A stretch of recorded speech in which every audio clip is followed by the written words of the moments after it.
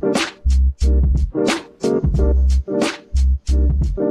everyone, welcome to the Am IMA podcast. My name is Andrew Fuller, I'm your host. And the Am IMA podcast is a podcast from the IMA theme and the Faculty of Medical Science, where we have interesting guests on to come and talk about their careers in science, what they do at the university, and how members of the IMA can maybe interact and develop and gain from them. Today, very happily joined by Mel Leitch, who is the Deputy Head of Infrastructure in the Faculty of Medical Science. Thanks very much for joining me today, Mel. Really appreciate it. How are you?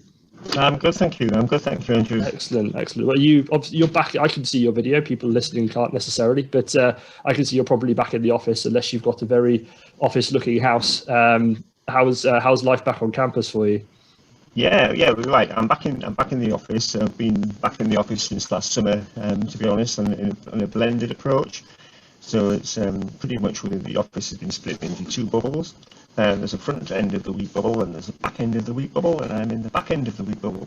Excellent. And it's working out really well. I must say. And although it is strange because the campus is nowhere near as populated as you might expect it to be, and it is strange.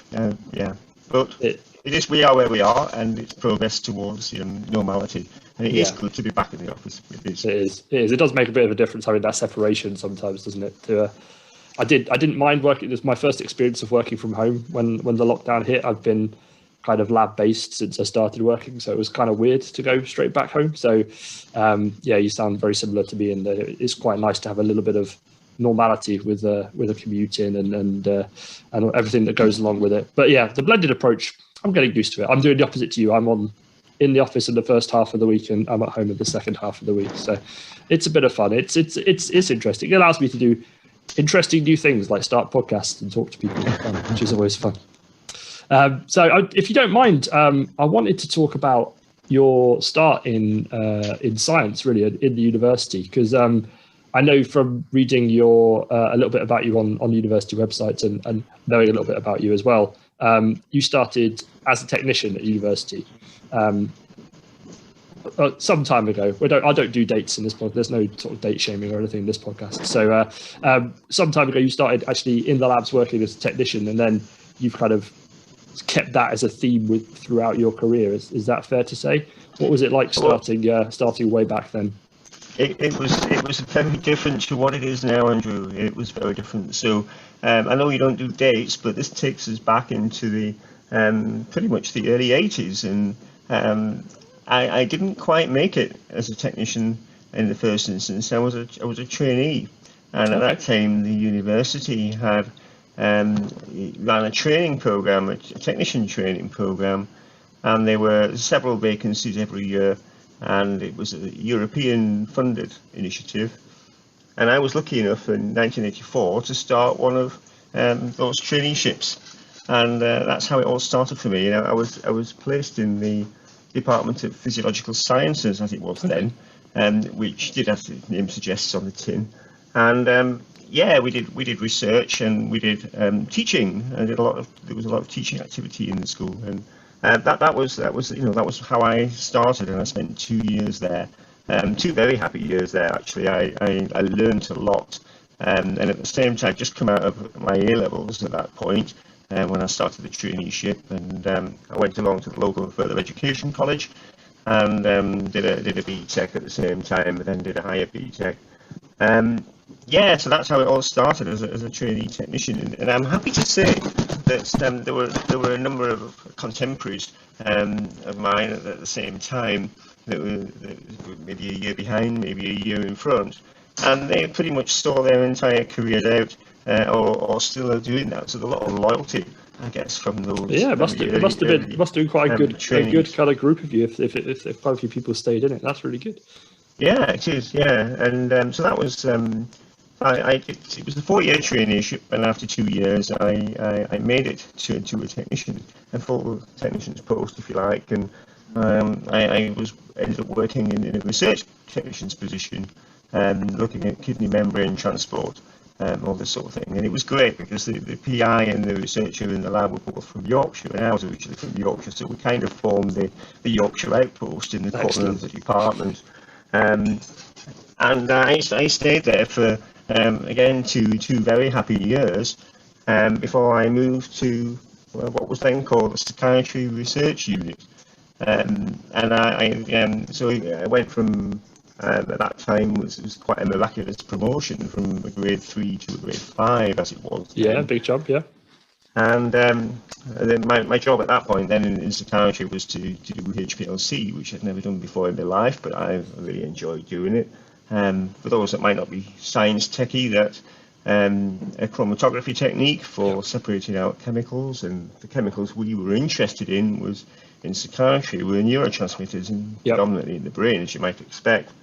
So that was my job for a good few years, and it was interesting because I'd started working in the medical school, which at that time in 1984 was a brand new building. In fact, I watched the Queen Mother, as she was then, wander into the lab and open the place up, and so it was a new building. Anyway, the job in psychiatry took me out to 1-4 Claremont Terrace, which is those.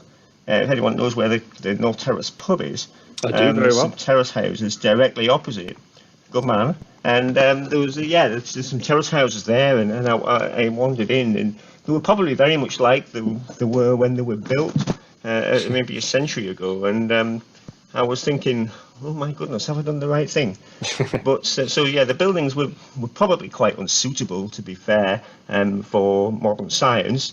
But the people in them were brilliant, and we did some great work. And then, of course, things changed. We relocated the research unit. We came over to what was the ground floor of the dental school at that point. And we continued. And, of course, the administrative structures around me changed. So that role morphed into becoming a technical supervisor and then a technical coordinator. So my experience and responsibilities just got bigger and bigger and bigger. I ended up in the technical manager post when we were the Institute of Neuroscience eventually, before where we are now. So that's a brief history. But much of that career has all been spent around mainly in neuroscience area. If I'm honest. You did an MPhil as well at the same time. At some point in that, or is that after you transitioned into technical manager, or was that just prior? I mean, it's interesting to me because it's because I similarly started out. I did undergrad, postgrad, and then the first job I got out of doing that was a technician's job, and I loved it. It was great fun. Really, really enjoyed it. And I know there's a lot of technicians at Newcastle University, but and I know a lot of them have postgraduate degrees as well. You obviously did a technician's training course prior to doing that. So you had a job and then you did a master's post that, or did you do a master's during being employed as a technician? How did it kind of roll into? How did it all work? So what happened was when I went to psychiatry, I was just finishing off my day release course, as it was in them days. Finished that, and I thought I still want to do something else, and that something else actually turned out to be an Open University bachelor's degree, which was great. But the only problem with the Open University was, I had to buy a video recorder back in them days because the television programs were on ridiculously early. And so I bought a video recorder, but it took quite a long time to get through all of that, the way the thing's structured. But in the end, I finished it, and after I finished it, I thought, I still want to do something else, and that's when the masters came in. Okay. So I pretty much what I did was I did a lot of the project work around stress hormones and the impact on a particular receptor in the brain, where most of the practical work was done in my role as a researcher stroke technician, and all the sort of the reading, the sort of academic scholarly activity I tended to do in my own time. Right. And so that was, initially, it was an MPhil. It was part of the PhD really, and I got quite a long way down that road, and we had a restructure, and right. I thought, oh, okay, well, the most sensible thing to do is to get the MPhil. No one's going anywhere, and if the worst comes to the worst, at least I'm on the job market with an MPhil. Yeah. But of course, there was still some really exciting questions to answer. And after I'd done that, I sort of re-enrolled for a PhD, and we were about 18 months into that when my supervisor, technical supervisor at the time, left and went sideways, and the professor said, I know you're busy, but can you just take over her role? And I said, oh yeah, I can do that, but it would mean I've got to park my studies, which I can do. And so I did do that, but unfortunately, things move on, and you know, it was parked for so long, and the opportunity came along for a permanent position, which took me out of the lab because it was a management role, a technical manager role, and there's no way I could have completed the PhD, unfortunately. Sure. But that's how it all sort of fitted together. Yeah. But one of the things that I do feel strongly about is about, I felt, I have to say that those opportunities at that time, it's different now. It's a very different world now. At that time, it was quite difficult to do, and to get the authority, if you like, to progress in that way. Right. And I'm so grateful for the opportunities that were given to me. I did feel I had to be quite persuasive to get them, and it's why I feel so passionate about making sure that everyone else has those same opportunities in the community. Definitely, yeah, because I mean, that does come across, because there's throughout looking through all the things that you've said so far, and from looking through your career on the websites and LinkedIn and so on, it's a kind of a clear track through everything. It's starting out as a technician, but although you've kind of moved your way through the university and progressed that career on, moving into like a management role, like you say, in the technical manager stuff, and the other bits and pieces that you've done, and to get to where you are with still having that, providing opportunities for technicians in your mind forefront and center, is really clear. And I know there was certainly, I was impressed when I started as a technician at the university sort of 10 or 11 years ago. I was always impressed, but I thought it would just be come in, do the lab work, go home, and then I'd go on and find another tech role or a research assistant role, and I have to do it all. But there were opportunities there. There were always opportunities presented. If you didn't have to look that hard, basically, is what I was saying. But there's always, you always want to get those things in the front of people, in the front of people, to get their skills up and to get kind of more things on their plates. So it's really, really good. So from there, from kind of transitioning into like a management role, from doing kind of what would be a research role, right? So how did you find that kind of switch? Because there's a few people that I've spoken to who have done similar sorts of things, and I get kind of two answers, right? I get some people who really hated being away from the lab bench, like wanted to be a scientist, got into it to do science, and now they're a manager because they're looking after all the people who are doing science for them. And there's the other people who go, well, I like science, but I found I'm quite good at managing people, and I kind of look after my lab better that way. So how did you find it? How did you find going into the kind of the manager side of things?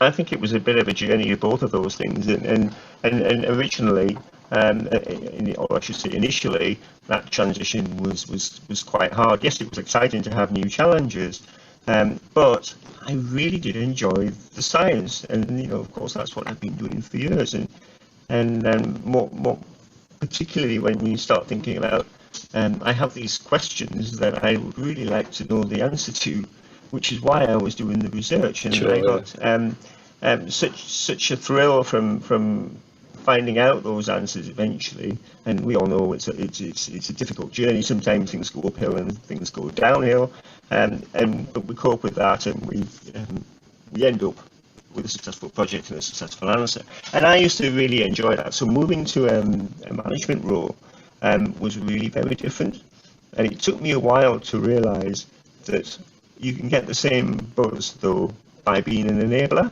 Mm-hmm. And if you're an enabler and you can then enable all kinds of people to be able to do their work, then actually, and hearing what they are solving and some of the things that they could do, because you helped them do it is also quite nice. And I've learned that actually that's quite rewarding as well. So it was a bit of a journey, if I'm honest with you, Andrew. So it was a shock at first, but I grew into it. Well, you certainly did, because I mean it's still going on today. I'm very aware. So aside from kind of how you got to where you are now, I know that with what you do now as deputy head of infrastructure, it's not just looking after technicians, or it's not just technicians focused. Could you give us like a very brief snapshot of like a day in the life? Like what other things get put on your plate on a day-to-day basis? Because I know you have from my perspective, I work in the facilities, right? The flow cytometry core facility, we've got bioimaging and proteomics and so on and so forth. And I know we've got a key role with you. You're kind of always on our top of our email list to if we've got a question and we don't know who to ask, we generally ask you. So kind of who else are you responsible for kind of looking after as deputy head of infrastructure, as well as facilities and the technician side of things? Who else kind of comes under your remit?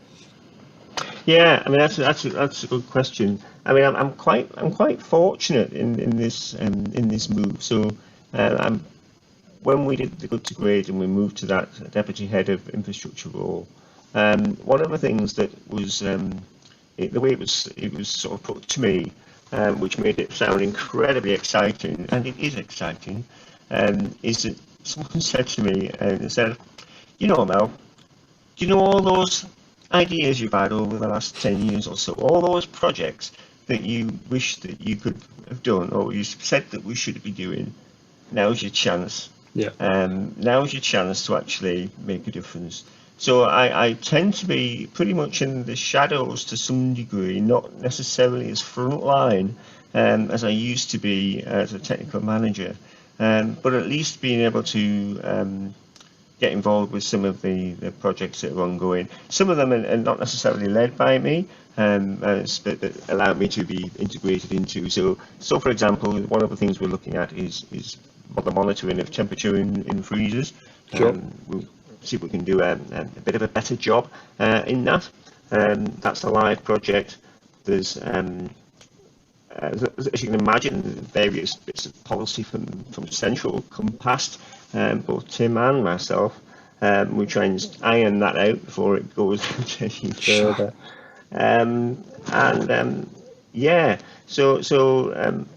So I tend to be very much in the back room. Obviously, with COVID, the way that's come along, obviously being sucked into numerous things to do with closing everything down and then restarting it up, as everybody. So it tends to be more along the working in the shadows, I think, really. Doing all those jobs that doing all those necessary jobs that otherwise make our jobs infinitely more easy to do. And I know you keep saying working in the shadows, but I mean it's work that has to get done, right? It's. Well, I mean, I think it's what I would call the join up. To be honest, it's a better way. Yeah, I understand that way. It's the join up, and it's there's 3 faculties in the university, and they work better if they're joined up. That's true. Some of the things that we're doing in FMS might be transferable to Sage and vice versa, or to HAS even. There's some brilliant work going on in HAS that we need to take a bit of a leaf out of their books for as well. So anything that I can assist in doing that, then that's absolutely great. There's also some really fabulous university initiatives that are springing up that are around a number of things. One of them is around research culture, and I think there's a lot of contribution we can make there as a group of technicians. In many ways, we're a lot more visible now. Mm-hmm. I think it's fair to say that we are a lot more respected in the organisation, and we have a lot more input to things that are happening. And honestly, my experience has been like pushing on an open door. Right, that's really good. Really, really good. We've got a number of technicians that are involved in specific projects, like one of them that came from the vision and the strategy for the organisation around the Skills Academy. That's looking like it's going to be a really good project to be in, and also the Enterprise Academy. So obviously this and a new core and proposed new core innovation and work. All of these things also give an external view to the world, or a window, if you like, which is really, really important, I think. So Yeah. there's all these interactions, and of course working a little bit more regionally with the N8. There's some work to do around that, and we're starting to get engaged. The National Technicians Development Centre, of course, is another thing that I'm involved with. And we've got NU TechNet as well, right? That's a I know that one that came across my plate a few years back, but I know is that still something you're working on at the moment on NU TechNet? Because I know you and is it Linda? She does it with you as well. Yeah, that's right. Yeah, absolutely. I mean, I have to say, my partnership with Linda Robinson has been absolutely fantastic. What an amazing colleague. Yeah, she does the PSDP training course that I'm on as well, and she's very much a driving and an organising force behind it. I don't think it wouldn't go along anywhere near the pace as it needs to without her behind it. So and her obviously and her team as well, but she is definitely a very driving force behind it. So what's the if I could focus on just one of them. So if we talk about NU TechNet, about where that came from for a start. So was that a project that was already there that when you came into this role you were able to develop, or was it something that you came up with from scratch? Or and then where you see it going, like how do we get more people involved? How do we get more technicians as they come into the university to get involved in some of the projects that you've got going on, like NU TechNet? So how does it come about, first of all? I'm not, if you could tell me about that, Rick. Okay, so it actually came about, it actually goes back to about 2014. Okay. And at that point, there was, still is, an organisation called Heated, and they offered technical training, and they also did regional events, and it turned out to be a regional event in York. And I and a number of other people went to the York event. And there was two ladies speaking from Sheffield, and they told us about what they were doing in Sheffield, and they had this technical community or technical network called TechNet. Mm-hmm. So we thought, oh, that's quite good, isn't it? Yeah, that's quite good. So we sort of remembered that, and we thought, oh. Then there turned out to be another Heated meeting, a regional network meeting in Northumbria, and I and a number of others went to it, and that focus was slightly different. That was about professional registration. Yes, yeah. But it was delivered really, really well, and it got us all interested in professional registration. And from that, we had a meeting here within a few weeks, and we had started getting people through the professional registration process. In fact, Newcastle was the first centre to have a cohort of technicians go through the face-to-face assessment procedure by the Science Council. We were years ahead of our time. We did it it wasn't quite Zoom, but it was the same type of technology in many ways. Sure. And so we were years ahead of our time. I'd like to take that credit. And then so we did that, and of course we started building up some momentum around professional registration. Started getting a bit of a cohort together, and it was actually Bill Saint who came up with the idea of having a staff network by technicians for technicians. Sure. And he very much put it together, and it kind of flew instantly. It was an instant flyer, and it was pretty much modelled on the Sheffield model initially. Thought, well, why reinvent the wheel when they've already done it? Yeah. And that's what we did. And the first event we had 100 people turn up, and we had a round table event, and we started harvesting ideas of what people wanted to see.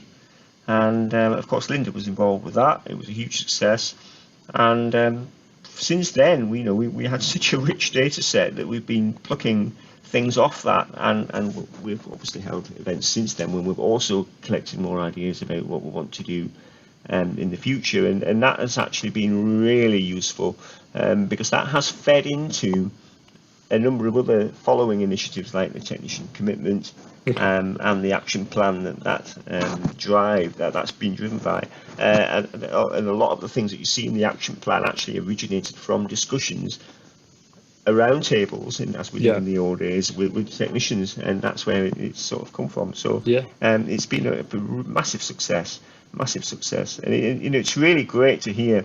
Because one of the problems is, I don't know whether it's the same with yourself, Andrew, but you on a normal day when you come on site, you sort of make the journey, you come to your office or your lab, and you pretty much stay there for the whole day. You might have a cup of coffee, but you don't interact with people from another building generally. No, and you don't know what goes on in another building. And this is a really, really good network for trying to showcase what other activities are going on, and some of the work that people are doing is just breathtaking. It really is amazing, and I'm hoping that eventually we'll get some cross-fertilization of ideas that will actually impact in a really big way. I'm sure it'll happen. Yeah, I hope so. That's definitely because I know that's a real focus of the IMA theme as well, because we haven't got a central research like aim in the middle of the theme. We are aiming and talking and discussing around methodology and innovation. So we are kind of inherently attract other technicians. Sorry, if I get distracted, it's just because in perfect timing, my window cleaners have just arrived. So if you do hear some funny noises, I do apologise to our listeners. I'm going to carry on regardless. The joys of home working. Look, we do attract a kind of a wide variety of technicians, because some technicians maybe, and I certainly felt this way, like you say, come into a lab and do their work in the lab and go home, and maybe you don't interact with anybody else outside of your lab. But if you're lucky enough to have a small group, a concentrated group of people in one place, you might not realize that one floor below you there are people doing similar but different things that maybe you could gain some information from, or they could help you do things, or they could share some equipment with you. And the more you can talk to people, and the more your supervisors encourage you to talk to those sorts of people, and the more links you can make, the better off everybody could be. And that's how I feel about it anyway.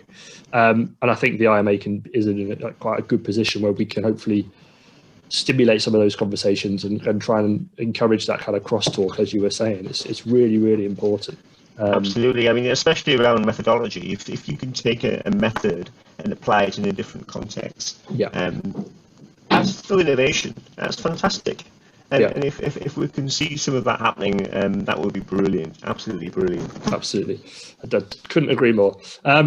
So last thing I want to talk about, just while the window cleaners finish off in my house, is what do you think, if there's anything that the IMA theme positioned as we are, with like a wide variety of people coming into it, like what kind of things have you got going on that you want people to be more involved with, to be more engaged with? What kind of projects are at the forefront of your mind at the moment that you just think, I wish we could steer more people towards this and get more people involved in it, that we can tell to the IMA theme and try and point people in your direction? If there's anything we can point people at, what would it be? I think my number one for the IMA theme involvement would be well, actually, I've got two number ones if that's allowed. As many as you want. That's fine by me. The Skills Academy, I think, is got a real benefit to everyone in the organisation and ultimately beyond. And I think the more people we have, so just for anyone that's listening and is wondering what I'm talking about, so this was an initiative that falls under the strategic enablers really, for the university strategy and vision.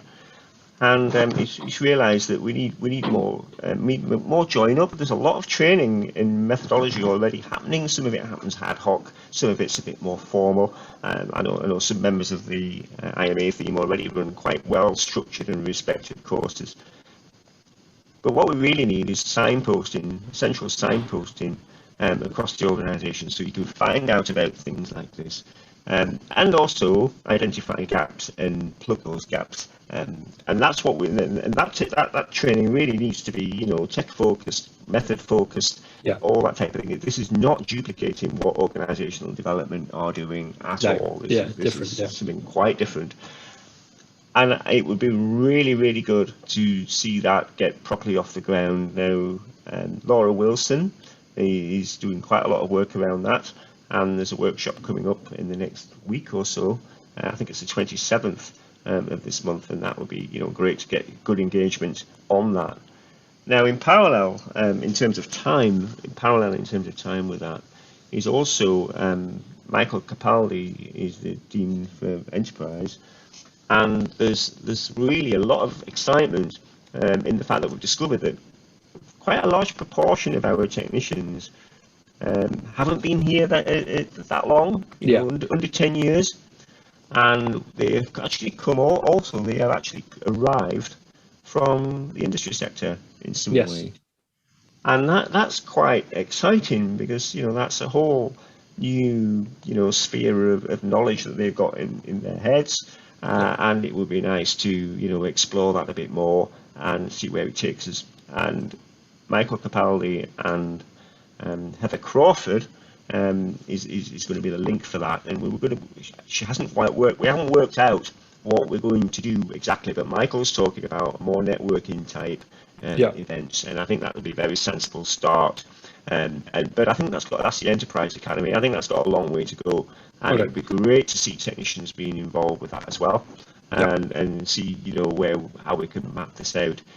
And then, of course, I guess my number 2 would be the opportunities for individual technicians, and there are so many opportunities now, more than we've ever had at any point certainly in my career here. The technicians' commitment that the Vice Chancellor signed off for with the Gatsby Science Council, which is a pledge that the university will do a number of things to further technicians and their careers. Okay. And there's a number of initiatives within our 3-year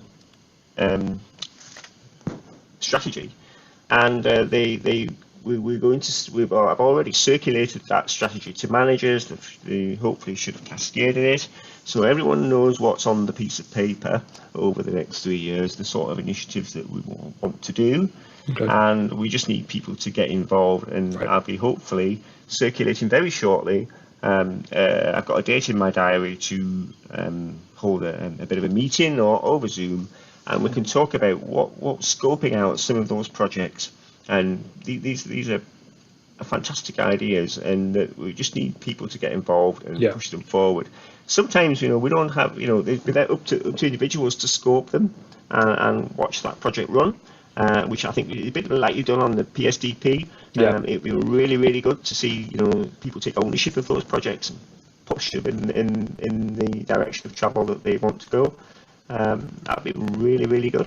Yeah, that sounds perfect. I mean, all those things hit really close to home for me personally, and with what we do in the facilities, it's invaluable to us to like garner information from people who've come from all sorts of different backgrounds, because you swiftly realize it, but maybe it's worth saying again. I know I say it a lot in these podcasts, that there is such a massive variety of work done at the university, not just in every individual lab in FMS, but like you say, over in HAS and other faculties, that if we don't link up with the right people, we don't get people encouraging them to communicate and applying what they've done before they've come to university or what they're doing now, then we lose some really valuable skills that could be passed around and shared and developed in kind. And I think the more people who are doing that, the better it can be. So I think hopefully people listening can keep an eye out on their emails and correspond and get in touch with yourself and other people who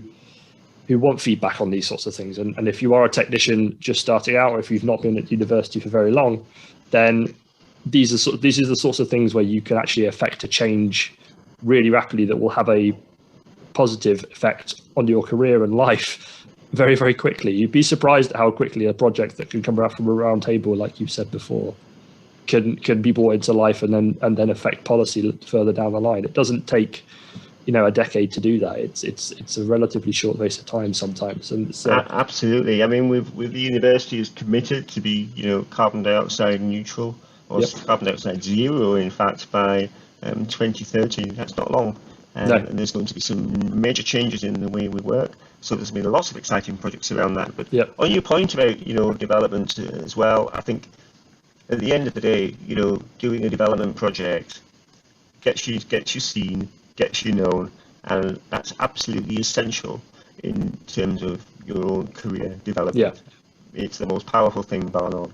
Yeah, it is an old adage, but it's true. It's if people know who you are by the work you put out there, you can't just expect people to knock on your lab door and find you doing your job perfectly well. You know, sometimes you have to find these projects, drive these projects through, and then make a name for yourself that way. And you can effect real change on a real level. And that can come from anybody. That can come from a technician. That can come from the top of the academic tree. It doesn't really matter. And if you pick the right project and put your mind to it, you can affect real change. And hopefully the IMA theme and the other themes as well, but specifically the IMA theme for us can help people get involved with that sort of thing.